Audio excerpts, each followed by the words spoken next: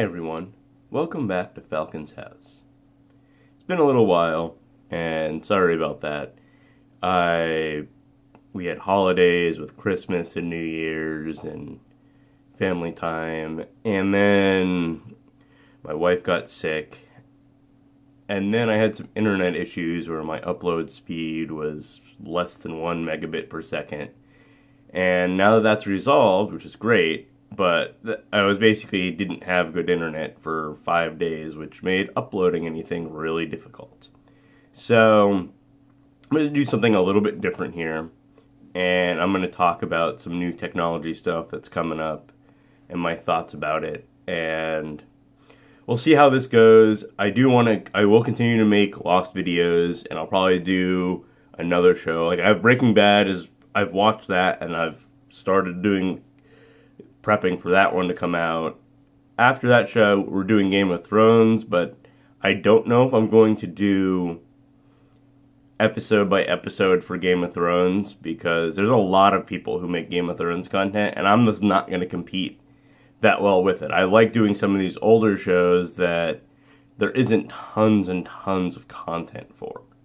So I'll probably do stuff for the new Game of Thrones season, and I might do like season level recap information, talk about it a little bit, thoughts kind of stuff, but I'm not going to do a really deep dive into the show except for the new current season, and that'll probably be in addition to my historical show, my older show thing, kind of like what I did with Westworld and Lost at the same time. But I am going to try to produce more content this year, more varied content this year, and really try to push subscription count. I did do a great job last year. I more than doubled my subscription count, but I really want to get to 1,000. And that will allow me, for this channel, to do a lot more stuff. And that's why I really, really want to push you guys to do subscribe if you're not already, because it'll allow me to buy more 4K movies to test on the projector, or to upgrade some of the other stuff in there. Like, I want to upgrade my receiver and put in Dolby Atmos and things like that. That would be really fun, and there isn't very much content on, and it would be up there with some of my top videos about projector stuff, but I just can't afford it right now without the extra income that I would possibly be able to get from being monetized on the platform. So please like and subscribe. This video, I want to talk about the new AMD GPU and CPU announcements, along with the new Xbox rumors. So, starting off with the Xbox rumors, I think that, like they said, there's going to be 4 new Xboxes coming out. 2 in 2019 and 2 in 2020. And the ones in 2019 are more replacement consoles, I guess you would probably say, than flat out new products. And maybe they're only going to be one product that exists here. And I don't know. It's probably going to be, so they're saying there's going to be, one is going to be a streaming only box. And I don't expect the hardware in this to be any different than the hardware that's being currently used in the Xbox One S. It'll probably be the same hardware minus the optical drive, and the goal here is to do digital downloads and like streaming services and whatever else, but it should be allowed them to drop the price of the console from, right now it's like $200, $225. My guess is somewhere between $125 and $175, depending on if they cut anything else to try to save money. A $150 would be ideal, because then it's the exact same price as an NVIDIA Shield, but it can play Xbox level games, it can do all sorts of stuff. So this box is interesting. It'll give a much lower barred entry into the Xbox world, and they are way behind sales against the PlayStation 4, but they're trying to set themselves up to be ahead by early into the next generation. So I think we're going to see some surprises with how they do those pieces of hardware. So there's going to be that, and there's also going to be a smaller, I mean, I guess that is the smaller Xbox that's coming out. There's also, like, which might not be the streaming-only Xbox. The streaming-only one, which also probably is going to be in the same price range, maybe even cheaper, is going to use this new cloud service gaming thing. So they're going to go with an even cheaper processor. So I really think the first one that I mentioned, the redesigned S with no optical drive, is probably going to be 175, maybe even 200, and not the 125, 175 I said. But the streaming box is probably going to be 125 or 100 maybe. And that's going to go against the NVIDIA Shield because it's going to allow for all these streaming contents from this new xCloud service, which I'm not really sold on cloud gaming. I feel like the latency is still way too high for any of those to be anywhere compete against a local experience or heck, even a PC experience. So they're getting there, they're getting better, and we're going to see faster and faster internet, which I'll probably do something about that in the future, a video on that, because 5G and DOCSIS 3.1 are definitely going to push internet speeds up a lot. It's just how fast, how quickly. But we're going to go from a world where most people don't have gigabit to probably a world where people have multi-gigabit in like a 5 to 10 year period. And it's going to be quite the change. And that's the kind of stuff that'll allow for cloud gaming services to really take off. And that's where I think Microsoft is ahead of the curve here. And since they're using a brand new CPU, GPU combo for this device, it should be quieter, low power, and really be able to be used for streaming. If it's cheap enough, I'll probably end up getting one, and then I can move especially if it'll let you stream Xbox One X or Xbox One S games from one console to another without very much lag, because then I could just have that in my living room, put my Xbox One X in my bedroom on an actual 4K TV, and then have the projector just be the repeater, basically go to that streaming box, then play my games the same way on the projector without having to have a full Xbox in that room. So that would be pretty ideal for me. So those are the two low-end boxes that are supposedly coming out in 2019. Now we have the high-end boxes that were going to be, everybody would say, Ryzen and Navi GPUs that was going to come out next year. However, because of the new announcements from AMD at CES 2019, where it's now Vega 2 and Ryzen 3, or Ryzen 2, Zen 2 platform, Ryzen 3000 series CPUs, I think those are what are going to end up being in the next-gen consoles, not Navi. So, typically, between console generations, and it's gone back, if you look back at the history of power of consoles, all the way back to like original Xbox, PlayStation levels, maybe even farther back than that, but I didn't go that far back when I was looking at the numbers. You basically are more or less, they're doing about 4 times the performance of the previous generation in the new generation. And generations are anywhere from 4 to 8 years long.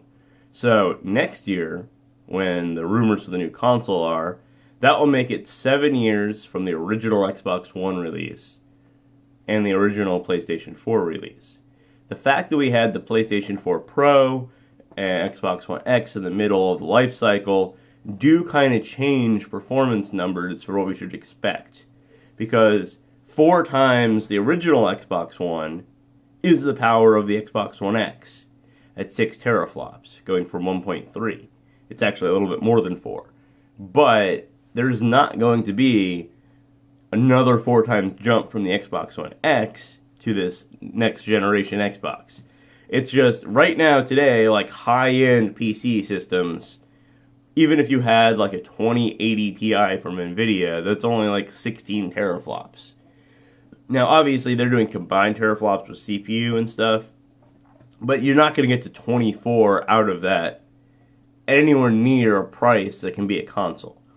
So they're announcing, they're saying there's going to be 2 new models. One's going to be more like a base Xbox One S level equivalent model, and then there's going to be a higher level Xbox One X level model. And my guess is they're going to be priced at $300 and $500 or $400 and $600. And that'll depending on that, will kind of depend on where the hardware sits. So my guess is that the low-end model moves to 8 teraflops. And they're going to use these the Vega 2 and Ryzen 3 CPUs. And the big thing with the using Ryzen CPUs over the Jaguar cores that they use currently is that the current CPUs that they're using were based on a significantly older AMD process where it wasn't anywhere near as efficient. So there's somewhere between, I would realistically say, a 50 to 80% instructions per clock increase between the two CPU architectures. Like, we're talking like a massive gap just at the same speeds. Not to mention the fact that, one, they could potentially go with more cores, though I don't think we're going to see more than 8.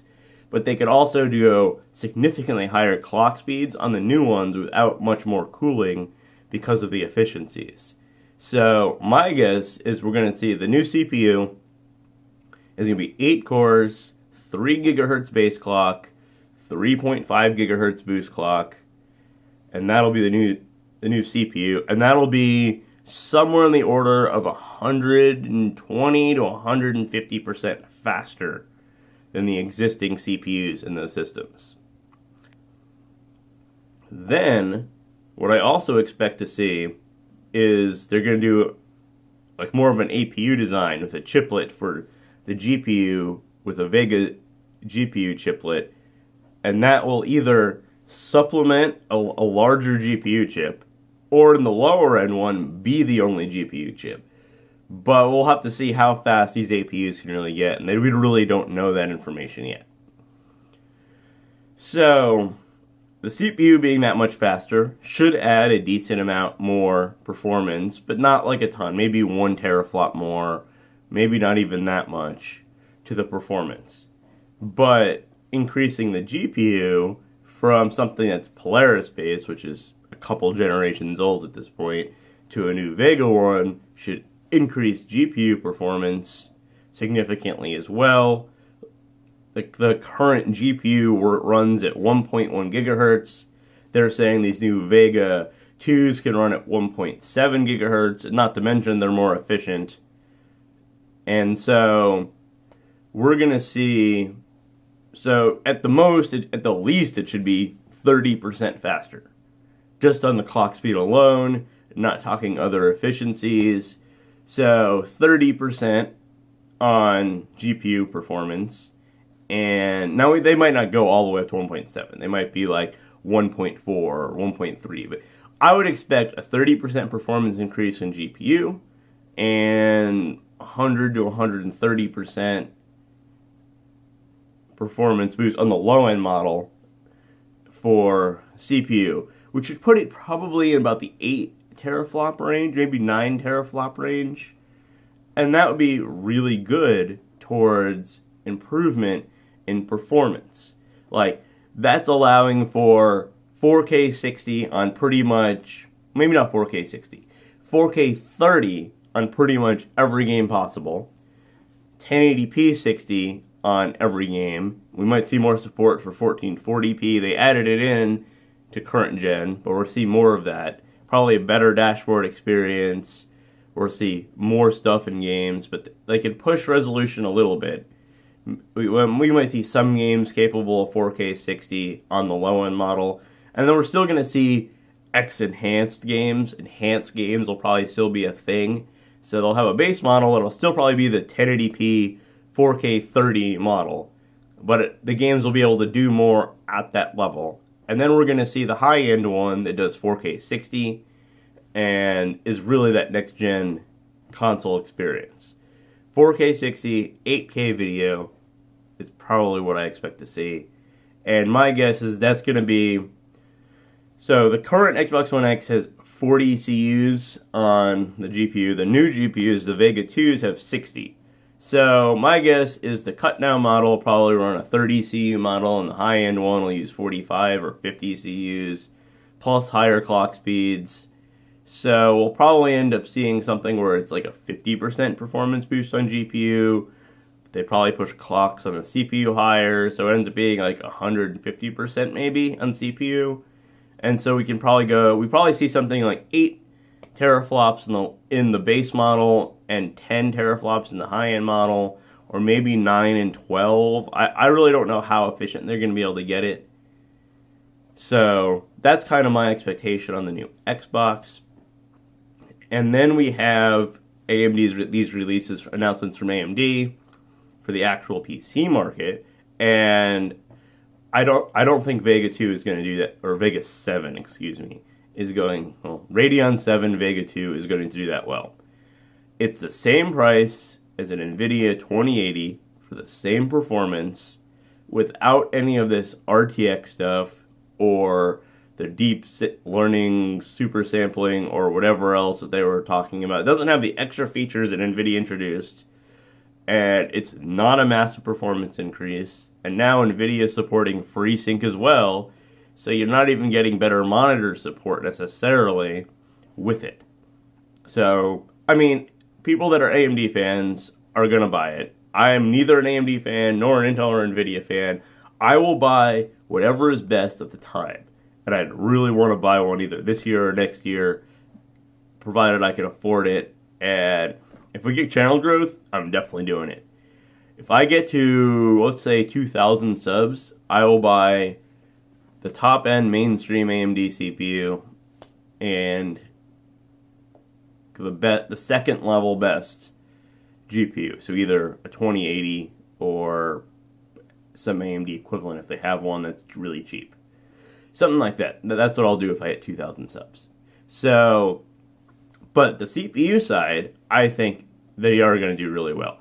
They're basically competing clock for clock and IPC efficiently as Intel on the 9900K. And which is kind of funny because Intel's on a 14 nanometer process and AMD's on a 7. They should be better than them, but they're not. But my expectation is that it's going to be a lot cheaper. Instead of a $500 CPU, it's going to be, my guess is $350 or $400. They're going to undercut. They're probably going to raise their prices this time around because they can. They're not going to be like half the price. They're going to be like 30% less. And that should still drive a lot of people over there. And the design of the chip did have a second spot for a second chiplet. So I think in lower end models that might include an APU, so they can do a GPU and have an APU model and have integrated graphics. And on the higher end ones, have a second one so they can do 16 cores. Moving from 4 cores per chiplet to 8 cores per chiplet is huge, and it'll really allow them to push core counts. Like, we're going to see a Threadripper, we're going to easily see Threadrippers with 32 threads, and we're probably going to see, or 32 cores, and we're probably going to see ones with 64. Tie that in with like high 4 gigahertz clock speeds and things like that for boost. We're going to have very competitive processors, really good for video editing and productivity, and being very competitive in games. So I think the processor side for AMD looks a lot better than GPU side, unless they actually do announce Navi later this year, but I don't expect it, now that we have seen Vega 2. So that's it for my thoughts on the consoles and AMD and some general channel updates. I will have a Lost video out soon. I'll probably also have a 4K Blu-ray 2001: A Space Odyssey video, and I bought that, but I haven't made that video yet. There'll be some more content coming out soon. Thanks for watching. Please like and subscribe. That's it for now.